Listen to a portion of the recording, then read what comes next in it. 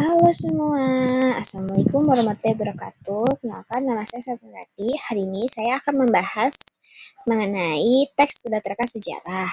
Materi ini penting karena selain memberi hiburan, juga bisa melestarikan nilai-nilai sejarah kita. Baik, yang pertama-tama itu kita akan membahas pengertian. Nah, teks berdasarkan sejarah adalah teks yang menceritakan peristiwa atau kisah yang terjadi di masa lalu dan berkaitan dengan sejarah yang nyata. Jadi, teks ini menggabungkan fakta sejarah dengan unsur imajinasi, terutama jika berbentuk fiksi sejarah. Contohnya bisa berupa novel, cerpen, bahkan film yang diangkat dari peristiwa sejarah.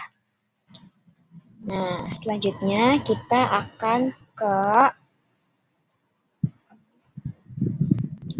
ke ciri-ciri.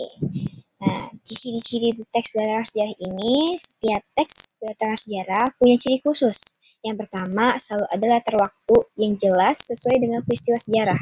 Kedua, memuat tokoh-tokoh sejarah, bisa tokoh asli atau gabungan fiktif. Nah, yang ketiga, itu informasinya akurat tentang terjadi di masa lalu. Dan yang terakhir, gaya bahasanya biasanya naratif atau deskriptif, sehingga membuat pembaca seolah-olah ikut berada di masa itu atau di kejadian tersebut.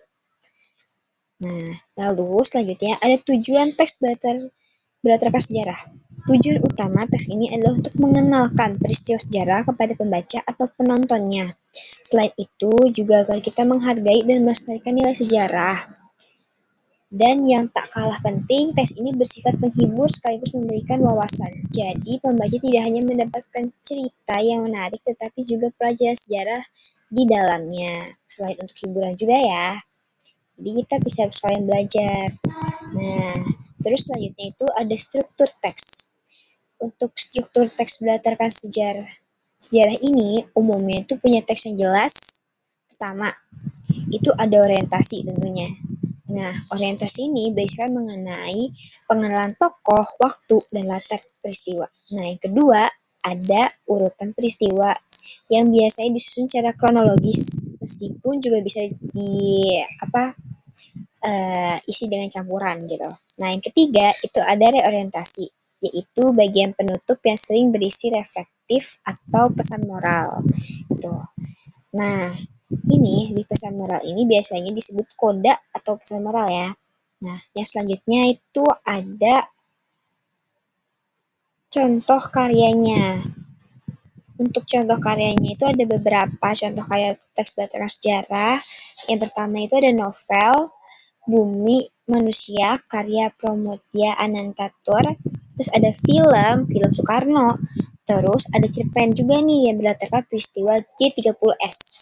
Kisah perang di Diponegoro, semua itu diambil dari peristiwa nyata dalam sejarah, lalu dikembangkan menjadi cerita yang menarik agar kita bisa terhibur dengan cerita tersebut. Ada ciri bahasa yang digunakan dalam teks berdasarkan sejarah. Biasanya baik digunakan kata kerja, aksi, seperti berperang, menulis, membangun, dan sebagainya. Lalu ada banyak kata keterangan waktu. Misalnya nih, pada waktu tahun sekian, terus ketika, setelah itu, dan tentu aja sering muncul istilah atau nama tempat sejarah agar pembaca lebih mudah membayangkan situasinya. Kayak pas proklamasi itu. Nah, itu. Jadi kita mudah membayangkan suasana di sananya. Nah, selanjutnya ada kesimpulan. Kesimpulan teks berdasarkan sejarah adalah tulisan yang menggabungkan fakta masa lalu dengan penyajian cerita yang menarik.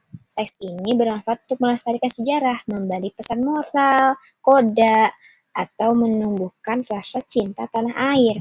Dengan memahami teks berdasarkan sejarah, kita bisa lebih menghargai perjuangan masa lalu untuk membangun masa depan yang lebih baik. Nah, jadi teks berdasarkan sejarah itu nggak cuman pesan moral aja, tapi juga kasih kita semangat untuk berjuang untuk membangun negeri yang lebih baik lagi. Nah, akhir kata, sekian presentasi dari saya. Presentasi ini saya semoga bermanfaat, bisa menambah wawasan kita semua ya. Akhir kata, wassalamualaikum warahmatullahi wabarakatuh. Jika ada kesalahan, mohon dimaafkan ya. Dah.